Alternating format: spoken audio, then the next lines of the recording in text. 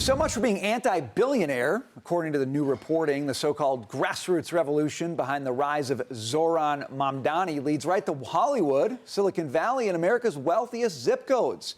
New campaign finance records show $2 million in political action committee support. Over 70% of that came from out of state. Many of the top donors to those PACs have zero ties to New York City. Steven Spielberg, Phoebe Gates, yes, that Gates, and rich Palo Alto tech investors.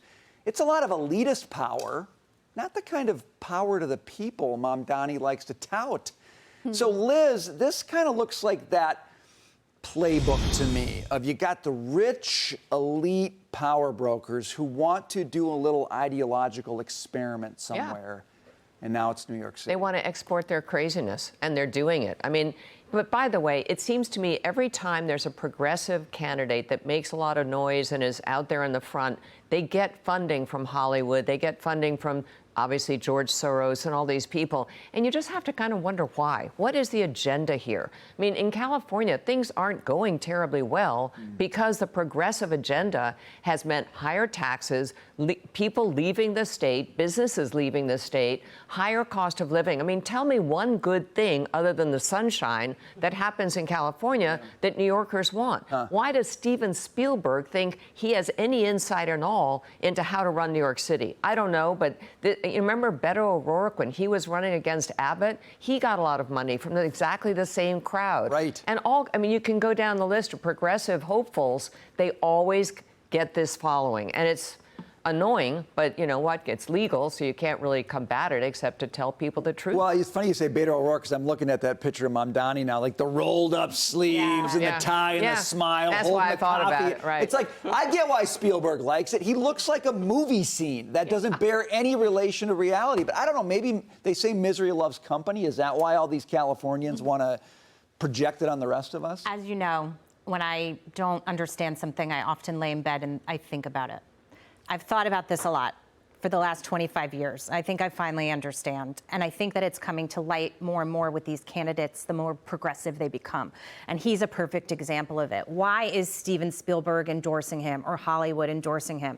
Because they have so much money, it doesn't matter to them. They won't be touched by it. No. He is not a Democrat socialist. He's not even a socialist. He is a communist wearing a socialist sheep's costume.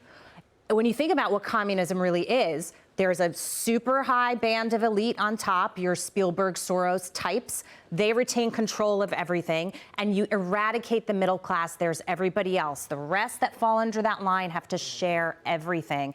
And Spielberg doesn't care, Soros doesn't care, because they don't have to share. They just accumulate the power.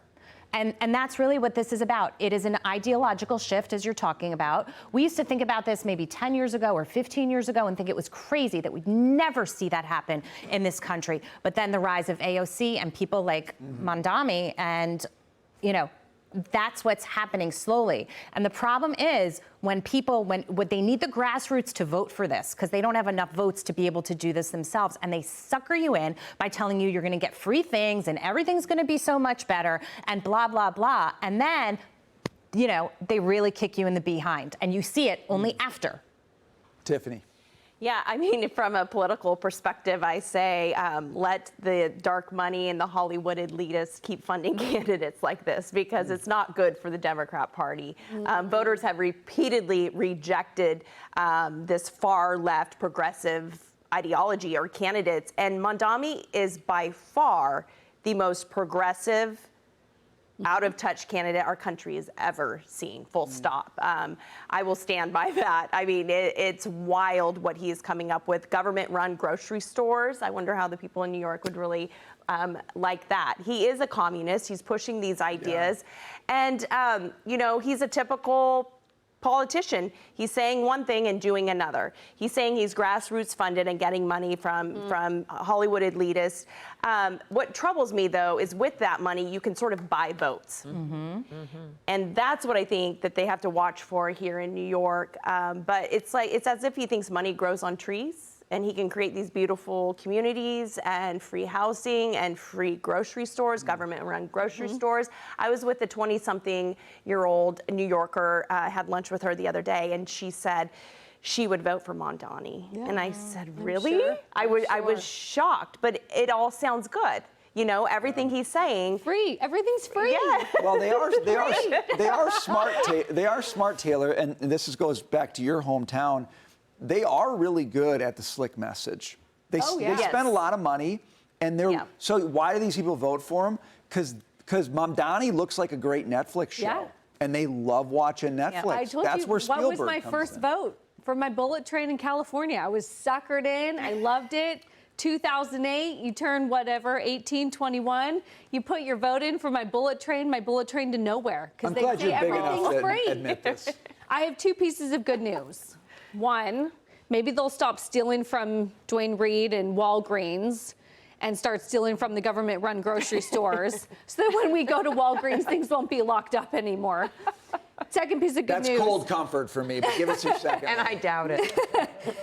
The Wall Street Journal editorial has some great news for us. Kathy Hochul's never going to let half this guy's proposals go through. Here's why.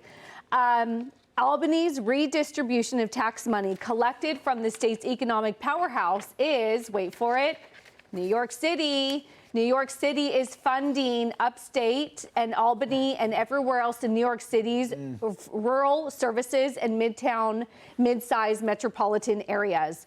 To put it bluntly, they say upstate can't afford a socialist New York mayor because the city pays for most of the services that Albany provides.